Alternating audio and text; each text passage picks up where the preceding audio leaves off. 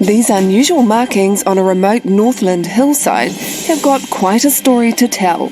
Go back over 170 years and you would have seen one of the most incredible structures built anywhere, anytime in New Zealand's 1,000-year history. Kia ora, I'm Mihingarangi Forbes. Join us for the stories of Ruapekapeka.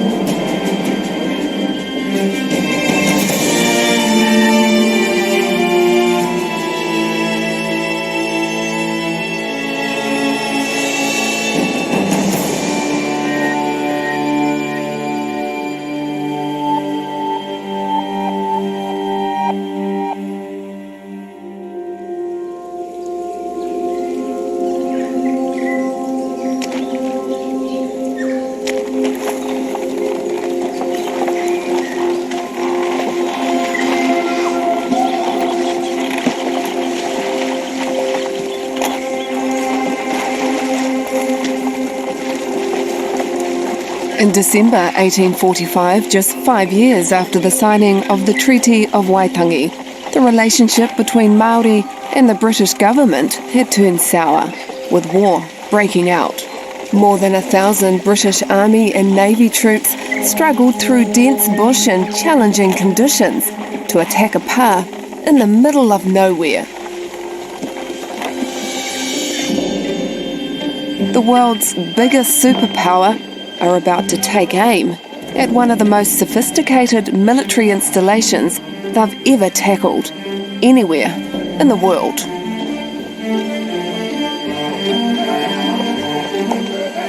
Strategically built inland by hand, 30 kilometres south of Waitangi. This is Ruapekapeka, a bat's nest, a construction that was more than 6 months in the making. A fortress that would shelter its people from the enemy. Ngāpuhi chiefs Turuki Kawiti and Hone Heke have been fighting the British forces in a series of battles, allowing Kawiti's strategic masterpiece at Ruapekapeka to be built as a trap for the British. Colonel Despard, who was commanding the British forces, bombarded the pa for 10 days, while the inhabitants stayed safe in purpose-built bomb shelters.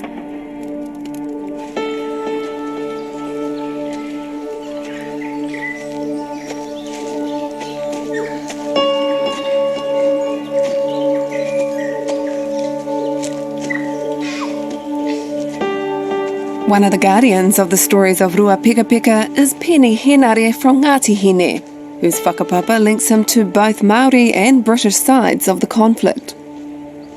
It is a pretty tough question, but what do you think the legacy of Ruapekapeka is? It's one of pain, sorrow, and determination. Pain because of what our tupuna endured here, sorrow because of that enduring loss post the Battle of Ruapekapeka. But it's inspirational, it's a legacy, it's something that shines as a beacon of hope for our people despite its tragic past. It continues to remind us of our determination and what I think we can aspire to, which is what Kawiti said, which was titiro ki ngā taumata o te moana in his lament after the battle.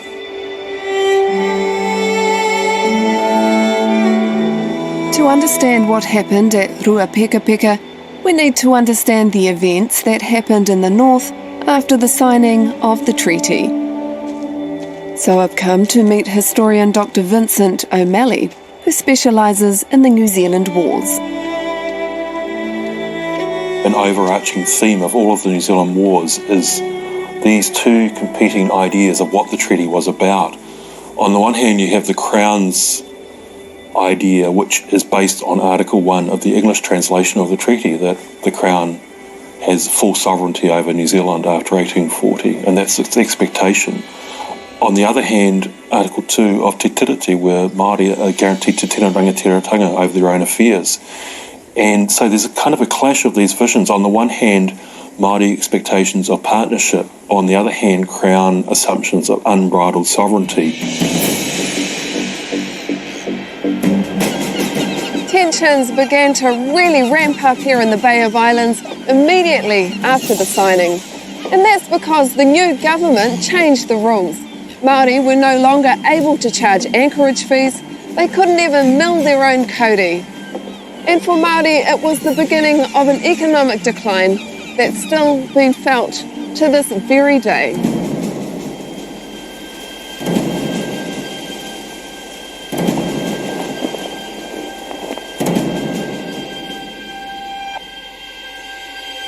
The breakdown of trust between Māori and Pākehā settlers resulted in the famous story where young Ngāpuhi chief Hone Heke protested against British rule by chopping down the flagpole at Kororareka 4 times.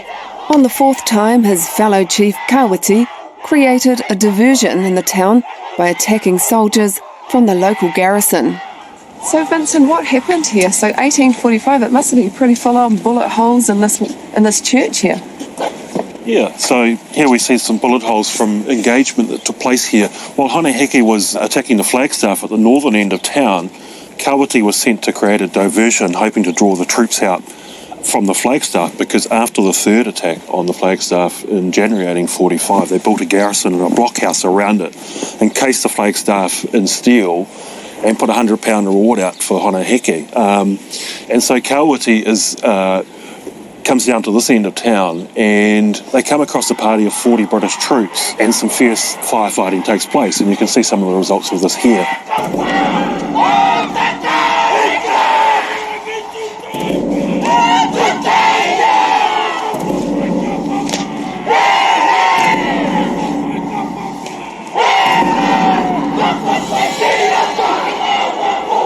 So there were 20 British killed and another 23 injured.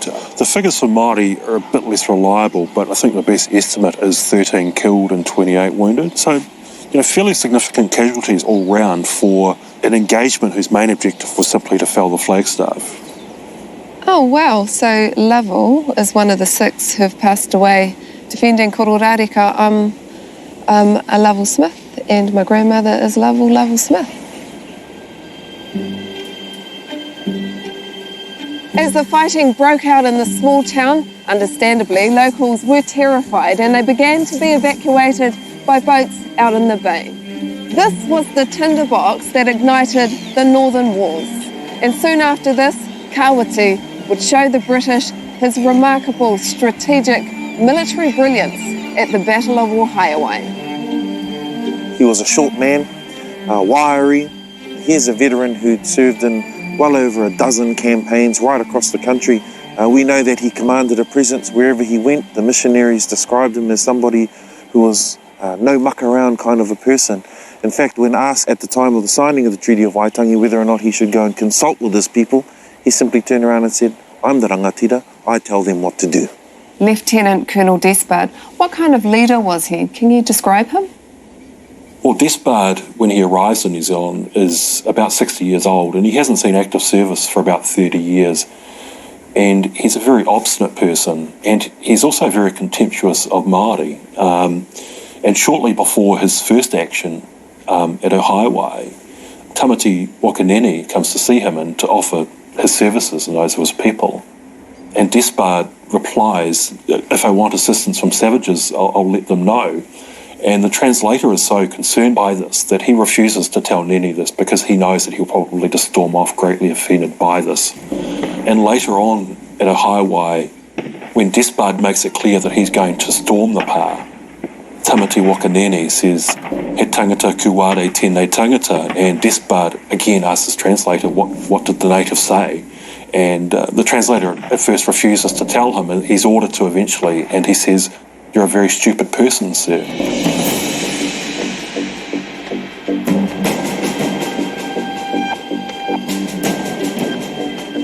250 of Despard's best men ran up this hill, and when they got 20 metres from the pa, they were met with devastating fire by Kawati's men, and within minutes the place was littered with redcoats, 40 dead, 70 wounded. It was a massacre. Colonel Despard relied heavily on a sense of military superiority. His tactics involved confidently walking towards Ruapekapeka. Tatamaina ngā hoia pāke tatamaina e reira tunu, ka tatamaina ki me re toronga ngā kariri ngā pū. Tatatuana, ka tuko ko ngā mata.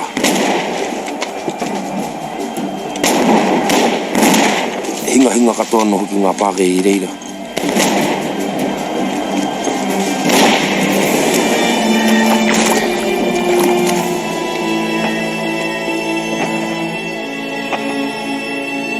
Kawati had designed a system of earthworks that was nearly impregnable to the Brits. Ruapekapeka was a prototype version of Ruapekapeka, which was to be the ultimate expression of defiance. Today, a church stands on the site of Ruapekapeka. A memorial honouring soldiers marks the mass grave where their dead now rest, including Lieutenant George Toby Philpotts. Tētahi tai ki roto ko te Philpotts nei ne. E ai ki te kōrero I pato ia ke mate, ka teika poro atu na kiri anganga. Unua maitana, I poro unua maitana kiri anganga me te rere o te mene ha. I reira ka manawa ki ora hoki wana hoa pāke o hoki oma rātu. Nā I reira ka kite atu tērā āhuetanga ngā pāke o hoki oma ana, o ko puta mai rātu ki waho I te pā, ka kawe te wahaka.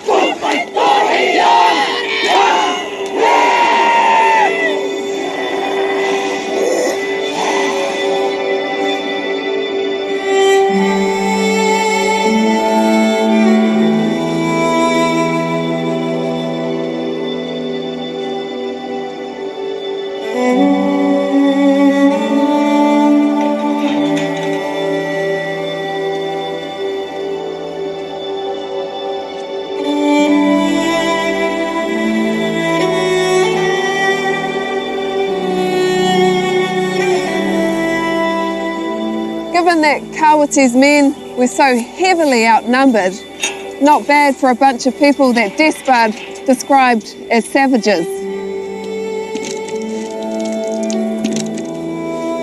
But if they thought it was tough here, it was only going to get tougher because 30 kilometres down the road lay Ruapekapeka.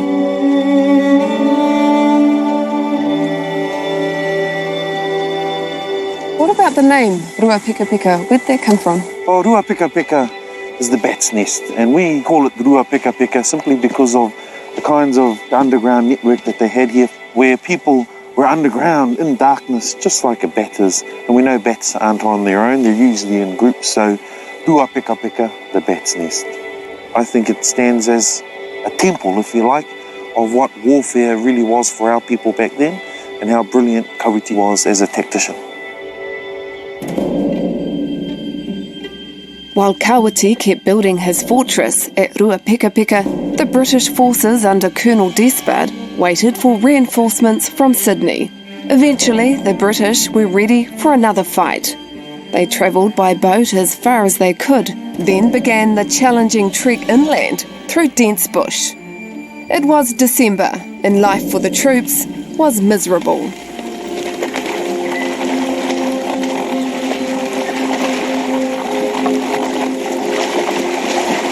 This is still the pre-reform British Army, and it's pretty appalling. The pay is terrible, the food and the housing conditions are terrible, alcoholism is rife, and the officers still buy their commissions, so they're not appointed on the basis of merit. People who witness floggings of British troops, some are left in tears, are just distraught at what they've witnessed.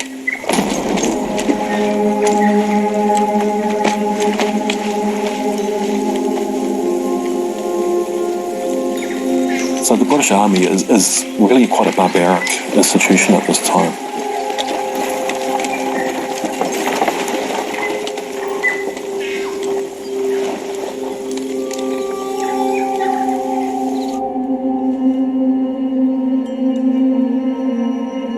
Te Wārehi Hetaraka is a master carver whose whānau comes from Whangaruru and is from a long line of tohunga. His ancestors were also at Ruapekapeka. What would have been the preparation wairua for the warriors going into battle? My auntie had a real gentle way of relaying the story to me of how her great-grandfather prepared his warriors for battle. And she said, and it was exactly as you say, it was our wairua. It wasn't preparing the tinana, they were already young and strong. But the whole 3-day wānanga was preparing them mentally for the task ahead of them. And which means that the wānanga would have covered several topics of importance in regards to the coming battle, reasons why and all of that sort of thing. But the physical wasn't the focus. It was ko kia haka kahangi hoki te wairua roto ki te tinana. Mā tēnā ka haere tika hoki te tinana roto hoki te pakanga. Why do you think this location, was this specific, was it chosen? He most definitely chose it, and let me show you why. Okay. Kia tūpato o waiwai Whotiporo. So from most vantage points, even low into the trenches like this place, so from here and other places in the pā, you can still see a clear line of sight to Hokianga and also to Rākau Manga to the east. And the purpose of that was to unify the people of the north against a force like this. So you can call on people if you needed. There's an old saying, ka mimiti te puna ki tau mārere, ka tōtō ki Hokianga, ka mimiti ki Hokianga, ka tōtō ki tau mārere. Gosh, I hadn't realised how close quarter the combat actually had been. If you cast your eye half a K over there and see the green, that's where the military set up the artillery and the rockets, and just past that, on the brown hill, was where their camp was. And for a whole week, they bombarded this place.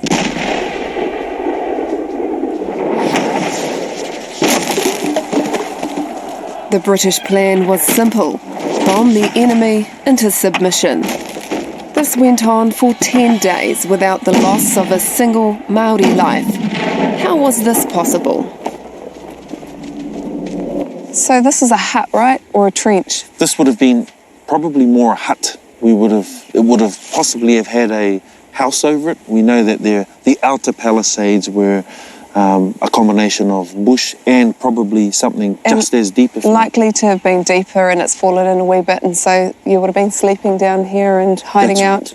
Yeah, that's right. And we know this is probably more likely to be a hut given its connectivity to the others, whereas the outer palisade was simply that, straight palisade.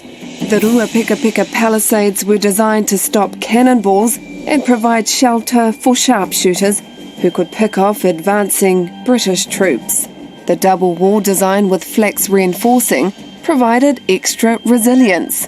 From the trenches below, warriors could safely hide from enemy gunfire and change positions around the perimeter of the pā, while covering any lines of approach. It would have been sort of your traditional palisade pā, but probably on steroids, for we know that things like this would never withstand the kind of artillery that was here at Ruapekapeka. What kind of size?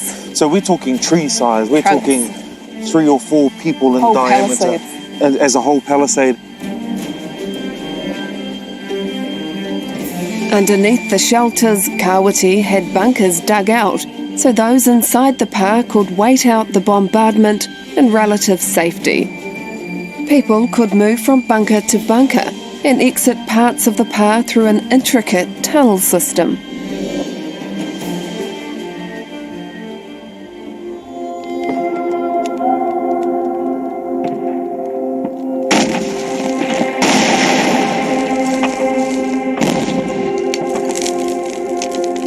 Absolutely terrifying to have 30 tons of artillery rain down upon you for 10 days. What must the whanaungatanga been like amongst the people? From one particular account from an Irishman who was on the other side of the pa, they could hear haka and waiata raining out during the night and in the morning. To keep them going, to keep them focused. Motivation, lament perhaps, scared, moke moke. So I'm really interested in the role of wahine in war. Were there women here at Ruapekapeka? Yeah, we understand that there were wahine here, probably not to the extent that we had seen during the battles of 1822 onward. But here at Ruapekapeka, we know that it wasn't just soldiers who built this pa, it was an entire village and wahine. And when I say wahine, I use it in a very broad sense because we know that kuia were involved because of their ability to be matakite and heal and karakia, while also having young wahine, young kōtiro really, who were there involved actively in the front line.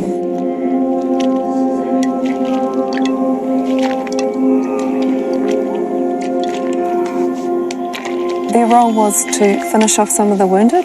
Finish off the wounded, but perhaps one spin on it is it's the ultimate insult to be killed by a wahine.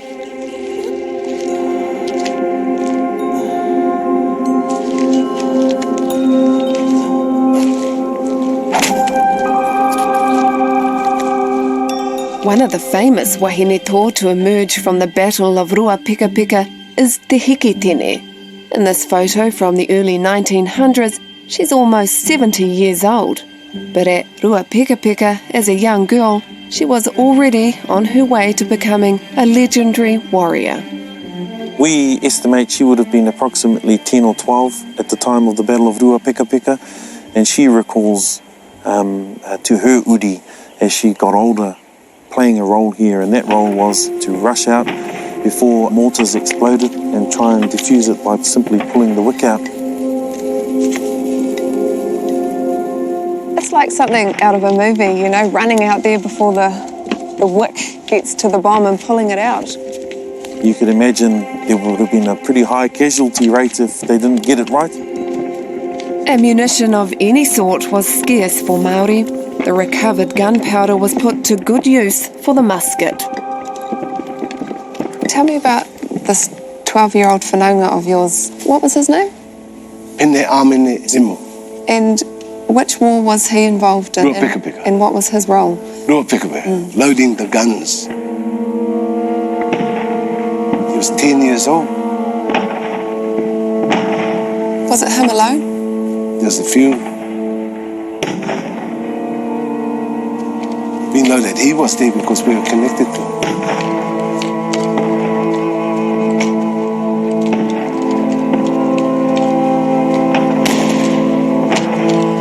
Their role was to receive the empty muskets from the warriors, load them, and then pass them back up. That's a huge job for a 10-year-old, come to think of it. Those ramrods, they're quite long. They have to pump that down. They've got to make sure they have the right shot in there so they don't blow themselves up. Yeah, and then the wadding on top of that, and then the ball, and gosh, they could shoot themselves trying to pass it up even. But, you know, that's the mahi that those kids did.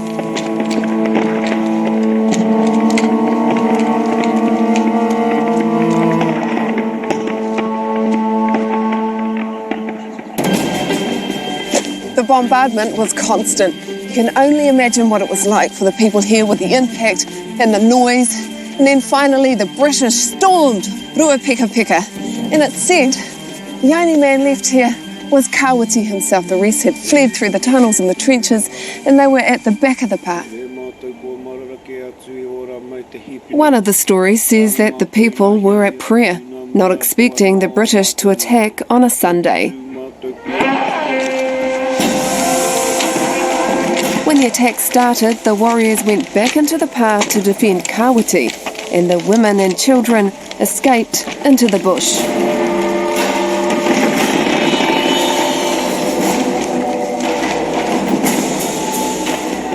And so when they finally entered the pa, what would they have found? It would have been rather confusing given it would have looked deserted. There were a few warriors simply to hold off the onslaught or hold off the oncoming raid to allow others to escape. There were also dead. Yes. They found some who had died throughout the battle, but for the most part it was pretty much deserted.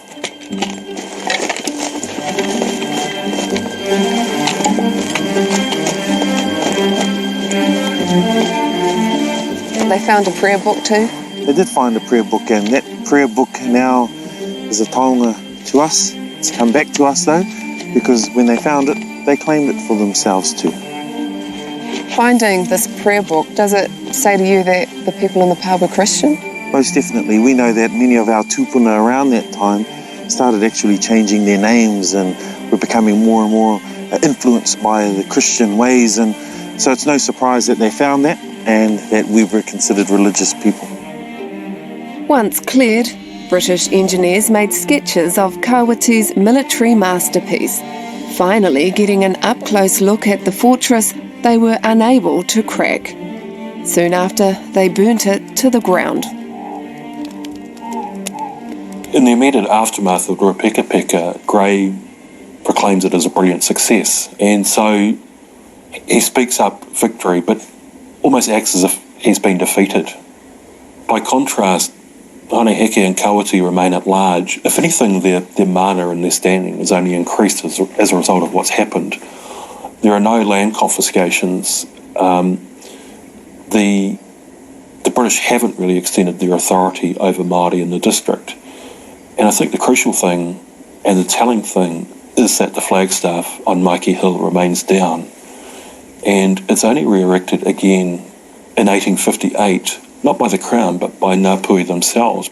And the person who's instrumental in that is Kawati's son, Mahi Paraone Kawati. And so they raise the flagstaff not as a symbol of their subjection to British authority or British sovereignty, but as a token of reconciliation and as an invitation for the Crown to re-engage with them in a mutually beneficial partnership and relationship. Because the damage and the destruction that's done to the local economy is something that Ngāpuhi never really recover from.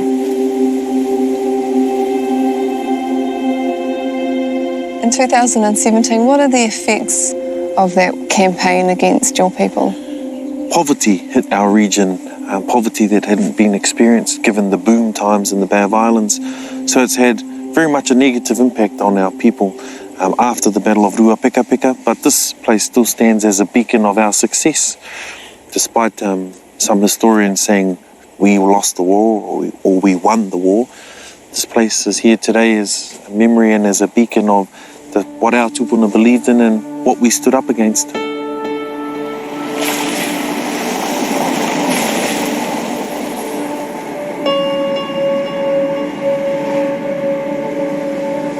You know, what I've seen and heard while making this documentary is that history here in the north is very much alive. 170 years after the wars, the north has never really recovered. Not for Māori anyway. The grief, the mamae, the loss and the poverty is just skin deep. It's so close to the surface. And I could feel it when I met Māori historian Arapita Hamilton. What do you think has been the legacy of the Northern Wars on the Northern people? Nā tupuna se, ka tū he Māori ki tō kuaha. Tū tahangana, ka hoa tū ki aia he paraikete he kairānei. If a naked Māori is standing at your door, will you give him a blanket and food? And then he concludes, e ngāwari te ki ko ahau tua hoa. It's easy for you to say I'm your friend. And sure enough, this generation e tūtahangana mātou ki te kuaha o te kāwanatanga. We are dispossessed of our lands, our resources, and we stand naked before the government with very little land and with very little resources. Kei te rongo au ki te mamai, kei roto tonu i a koe tō iwi tō hapu. Oh, ai, ko te pōharatanga o te iwi e au e ana rā. Me pēhea rā o tātou tamari ki kā ora. I roto i tēnei au. Yeah.